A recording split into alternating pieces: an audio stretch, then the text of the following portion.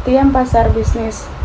Pasar bisnis melibatkan aktivitas bisnis yang mencakup penjualan, penelitian, atau pertukaran produk dan layanan antara perusahaan, pemerintah, atau organisasi lain. Tujuan pasar bisnis adalah untuk memenuhi kebutuhan atau mencapai tujuan bisnis yang lebih besar seperti meningkatkan efisiensi operasional, mengurangi biaya, meningkatkan kualitas, atau mencapai pertumbuhan perusahaan.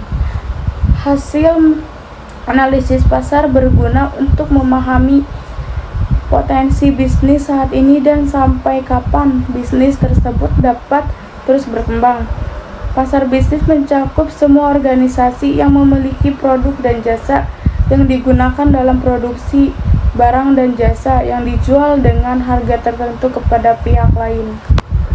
Tujuan pasar bisnis untuk memenuhi kebutuhan atau mencapai tujuan bisnis yang lebih besar, seperti meningkatkan efisiensi operasional, mengurangi biaya, meningkatkan kualitas, atau mencapai pertumbuhan perusahaan.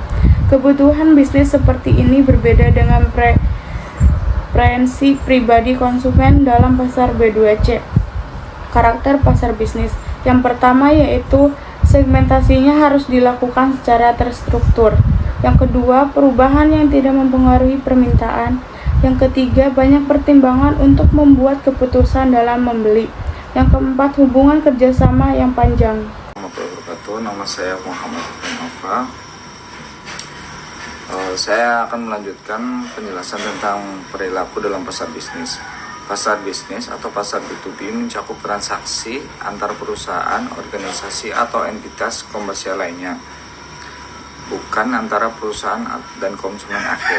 Proses pembelian bisnis adalah proses pembelian suatu organisasi yang membeli barang atau jasa dan untuk digunakan dalam penjualan, distribusi, atau pengalihan produk atau jasa ke pihak lain. Langkah-langkah yang terlibat dalam akuisisi bisnis meliputi identitas, kebutuhan, pengumpulan informasi, evaluasi hipotesis alternatif, dan evaluasi pesanan pembelian. Hal-hal yang berdampak terhadap upaya akuisisi bisnis. 1. Faktor ekonomi. Faktor ini meliputi tingkat permintaan primer, tinjauan ekonomi, dan biaya uang. Yang kedua adalah faktor pengorganisasian. Konsumen atau organisasi pembeli memiliki tujuan, kebijakan, prosedur, struktur, dan sistematika sendiri. Yang ketiga adalah faktor antar personal. Pusat pembelian seringkali terdiri dari beberapa individu dengan tingkat kesabaran, empati, status minat, dan daya beli yang seragam. Selanjutnya, aspek perilaku dalam bisnis. Nomor satu, pembelian rasional. Keputusan pembelian dalam pasar bisnis seringkali berdasarkan pada pertimbangan rasional, termasuk kualitas produk atau layanan, harga, keandalan pemasok, dan faktor-faktor lain yang berkaitan dengan manfaat bisnis jangka panjang. Yang kedua, hubungan jangka panjang. Bisnis sering membangun hubungan jangka panjang dengan pemasok dan pelanggan. Yang ketiga, pembelian berdasarkan kinerja. Pembelian seringkali dipengaruhi oleh kinerja produk atau layanan. Bisnis akan cenderung membeli dari pemasok yang dapat memberikan produk atau layanan dengan kualitas kinerja terbaik. Selanjutnya, nomor 4 adalah negosiasi. Negosiasi harga dan persyaratan kontrak adalah bagian penting dari pasar bisnis. Pasar bisnis seringkali melakukan negosiasi untuk mendapatkan harga terbaik dan persyaratan kontrak yang menguntungkan. Yang kelima adalah keputusan kelompok. Proses pengembalian keputusan dapat melibatkan manajer pembelian, manajer produksi, manajer keuangan, dan lain-lain. Selanjutnya adalah pengaruh pemasok. Pemasok yang memiliki produk atau layanan unik atau spesialisasi tertentu dapat memiliki pengaruh yang signifikan dalam pasar bisnis. Slide selanjutnya, aspek perilaku dalam bisnis yang nomor 7 adalah penyesuaian dengan kebutuhan pelanggan. Bisnis yang sukses dalam pasar bisnis mampu menyesuaikan produk atau layanan mereka dengan kebutuhan khusus pelanggan. Fleksibilitas dan responsivitas terhadap perubahan kebutuhan pelanggan sangat penting. Selanjutnya nomor 8 adalah inovasi. Bisnis yang berinovasi dan memperkenalkan produk atau layanan baru memiliki keunggulan kompetitif. Inovasi dapat mencakup perubahan dalam desain produk, proses produksi, atau model bisnis. Selanjutnya adalah strategi dan analisis pasar bisnis. Strategi pasar perusahaan dengan meningkatnya permintaan dari pelanggan yang tidak berinteraksi dengan calon pemasok. Selama sebagian besar proses pembelian, Departemen Pemasaran perlu berpikir lebih kreatif tentang dampaknya terhadap proses pembelian. Metode analisis SWOT dapat dianggap sebagai metode analisis yang paling mendasar. Metode analisis ini berguna untuk memeriksa topik atau masalah tertentu dari 3 pandang yang berbeda namun serupa. Kesimpulan dari analisis ini berfungsi sebagai panduan atau rekomendasi untuk meningkatkan nilai dan profitabilitas sumber daya yang tersedia, mengurangi pemborosan dan mencegah terjadi kecelakaan. Selanjutnya, strategi dalam matriks SWOT. Yang pertama adalah strategi SO atau Opportunity Strength. Dalam strategi ini, wirausaha mempertimbangkan peluang yang ada secara eksternal dengan memanfaatkan kekuatan yang dimiliki perusahaan. Yang kedua adalah strategi WO atau Weakness Opportunities. Dalam suatu perusahaan, kelemahan pada organisasi tidak dapat dihindari. Oleh karena itu, strategi ini melihat apa saja yang harus diperbaiki. Yang ketiga, strategi ST atau kekuatan ancaman.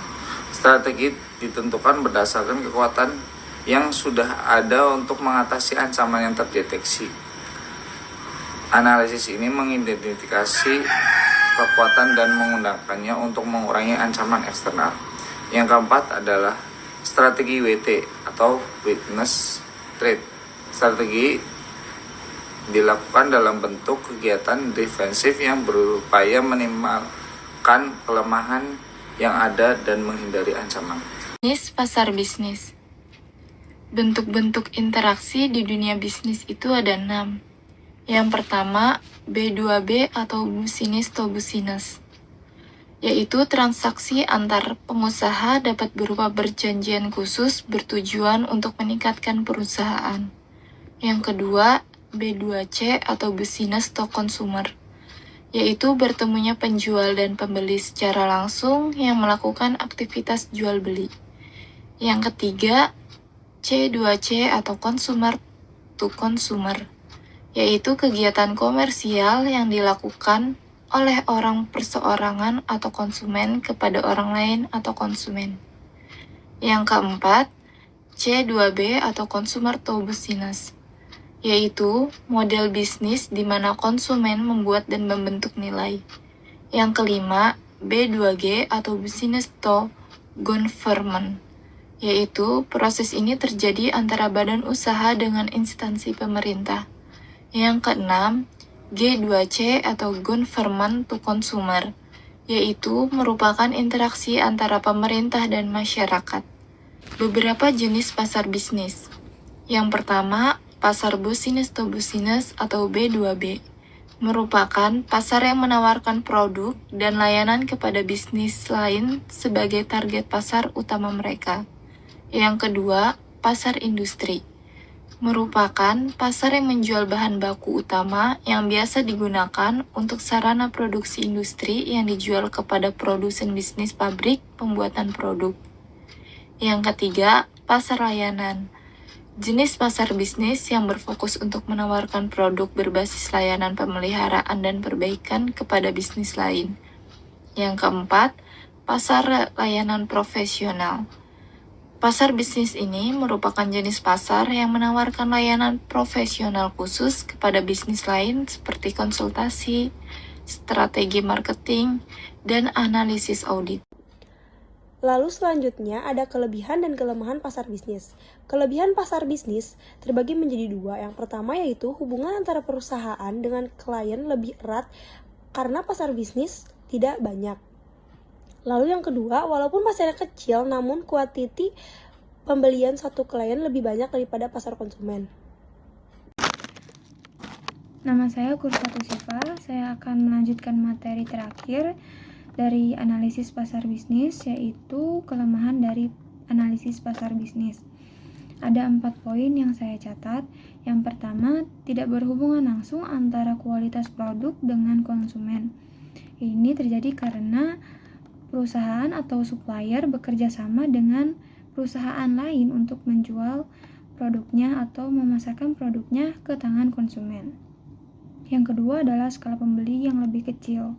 Berbeda dengan pasar B2C, di pasar B2B ini jumlah pembeli itu sedikit. Yang ketiga atau poin ketiga adalah ketergantungan pada satu atau beberapa pelanggan. Karena pembeli di pasar ini jumlahnya sedikit atau tidak banyak, maka keputusan pembelian dapat berdampak signifikan terhadap keberhasilan perusahaan atau keberhasilan bisnis.